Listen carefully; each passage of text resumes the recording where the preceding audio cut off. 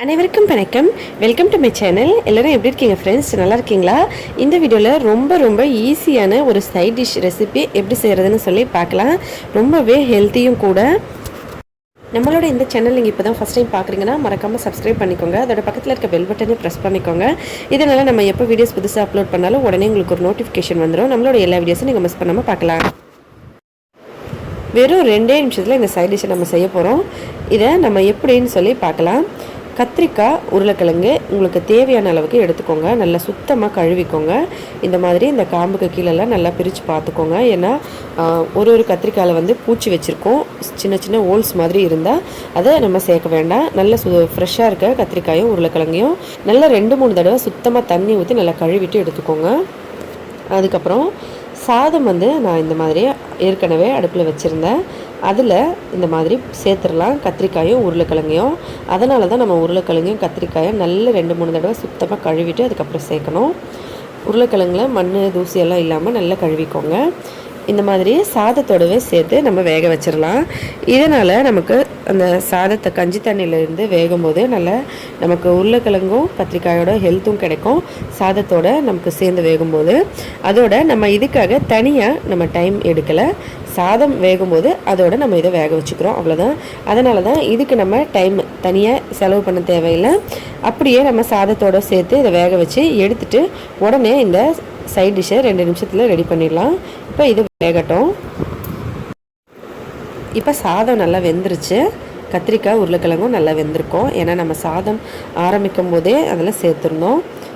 இப்போ பாருங்கள், கத்திரிக்காயெல்லாம் நல்லா வெந்துருச்சு. நம்ம எல்லாம் எடுத்துடலாம். கத்திரிக்காய் உருளைக்கிழங்கு எல்லாத்தையும் எடுத்துகிட்டு ஒரு தட்டில் வச்சு ஆற வச்சுக்கலாம். கழுவ வேண்டாம், ஏன்னா நம்ம சாதத்தில் தான் வேக வச்சுருக்கோம். இந்த மாதிரி எல்லா கத்திரிக்காய் எடுத்துட்டாச்சு. உருளைக்கிழங்கு நம்ம சாதத்தில் அடியில் இருக்கும், அதனால் இந்த மாதிரி பொறுமையாக எடுத்துகிட்டு சாதம்லாம் நல்லா தட்டி விட்டுட்டு நம்ம உருளைக்கிழங்கு மட்டும் எடுத்துக்கலாம். நீங்கள் 2 கரண்டி யூஸ் பண்ணி எடுத்துக்கலாம். இந்த மாதிரி எல்லாத்தையும் எடுத்து ஆற வச்சிடலாம். சாதத்தையும் வெடிச்சிடலாம். சாதம் நல்லா வெந்துருச்சு. உருளைக்கிழங்குலையும் கத்திரிக்காயிலையும் தோலை உரிச்சிடலாம். இந்த மாதிரி உங்களுக்கு கத்திரிக்காய் எது பிடிக்குமோ அதுவே சேர்த்துக்கலாம். ஒரு சிலருக்கு முள் கத்திரிக்காய் பிடிக்கும், ஒருத்தவங்களுக்கு வேறு கத்திரிக்காய் பிடிக்கும். எந்த கத்திரிக்காய் வேணாலும் நம்ம இதுக்காக பயன்படுத்தலாம். இப்போ எல்லாத்தையும் தோலை நல்லா உரிச்சிட்டு நல்லா மசித்து எடுத்துக்கலாம். உருளைக்கிழங்கையும் கத்திரிக்காயும் இப்போ பாருங்கள், இந்த மாதிரி ஒன்றா சேர்த்து நல்லா மசிச்சாச்சு. சூப்பராக இது ரெடி ஆகிடுச்சு. அவ்வளோதான்.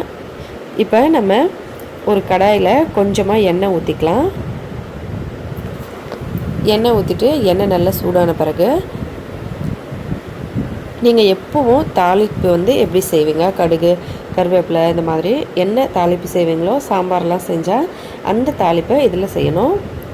இதை வந்து அப்படியேவும் சாப்பிட்லாம், ஆனால் லைட்டாக தாளிப்பு மாதிரி செஞ்சோம்னா நல்லா சூப்பராக இருக்கும்.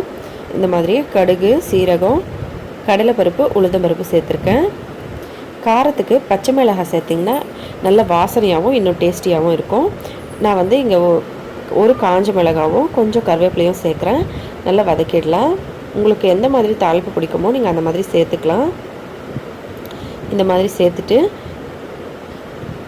நல்ல கடுகு சீரகம் வெடித்து கடலைப்பருப்பு உளுந்தம்பருப்பு கலரான உடனே இதில் மஞ்சள் தூள் உப்பு சேர்த்துடலாம். சேர்த்துட்டு நல்லா கலந்து விட்டுடலாம். இந்த மாதிரி அடுப்பு வந்து சிம்மில் வச்சுக்கோங்க மஞ்சள் தூள் சேர்க்குறதுக்கு முன்னாடியே. அதுக்கப்புறம் இதில் சேர்த்துடலாம் கத்திரிக்காய் உருளைக்கிழங்கு பேஸ்ட்டு சேர்த்துட்டு நல்லா கலந்து விட்டுடலாம். அதுக்கப்புறம் கொஞ்சமாக தண்ணி ஊற்றி இதை நல்லா கலந்துடலாம். இதை வந்து மொத்தமாகவே நம்ம செய்கிறதுக்கு ஒரு 2 நிமிஷம் தாங்க ஆகும். ஏன்னா நம்ம இதை வேக வைக்கிறதுக்கு டைம் தனியாக எடுக்கலை. கத்திரிக்காயும் உருளைக்கிழங்கையும் நம்ம சாதத்தோடு தான் வேக வச்சோம். அதுக்கப்புறம் இந்த மாதிரி உரிச்சிட்டு தாளிப்பு போட்டு மிக்ஸ் பண்ணியாச்சு, அவ்வளோதான். நீங்கள் வெங்காயம் வேணுனாலும் தாளிப்பு டைமில் சேர்த்துக்கலாம். நாங்கள் வந்து இன்றைக்கி விரதம்னால வெங்காயம் சேர்க்கலை.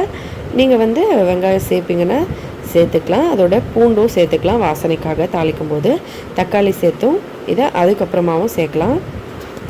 அவ்வளோதாங்க. இது வந்து ரொம்ப சிம்பிளாக செய்கிறது. 2 நிமிஷத்தில் ஒரு 2 நிமிஷத்தில் செய்யணுன்னா இந்த மாதிரி செஞ்சுக்கலாம். அவ்வளோதான். இதை இட்லி, தோசை, பூரி, சப்பாத்தி, சாதம் எல்லாத்துக்கூடவும் சாப்பிட்லாம். ரொம்ப சூப்பராக இருக்கும். கொத்தமல்லி தலை தூவி இறக்கியாச்சு. நம்மளோட சைட் டிஷ் சூப்பராக கம்மன்னு ரெடி ஆகிடுச்சு. கண்டிப்பாக ட்ரை பண்ணி பார்த்துட்டு எப்படி இருந்துன்னு சொல்லி கமெண்ட்டில் சொல்லுங்கள். இந்த வீடியோ பிடிச்சிருந்தா லைக் பண்ணுங்கள், ஷேர் பண்ணுங்கள், மறக்காமல் உங்கள் ஃப்ரெண்ட்ஸுங்களுக்கெல்லாம். அதோட நம்மளோட இந்த சேனலை சப்ஸ்கிரைப் பண்ணிக்கோங்க. மேலும் இதே போல் இன்னும் பல வீடியோஸ் பார்க்குறதுக்காக ஹெல்த்தியான சமையலாக சமைச்சு வீட்டிலையே சாப்பிட்டு சந்தோஷமாகவும் ஹெல்த்தியாகவும் இருங்க. நன்றி, வணக்கம்.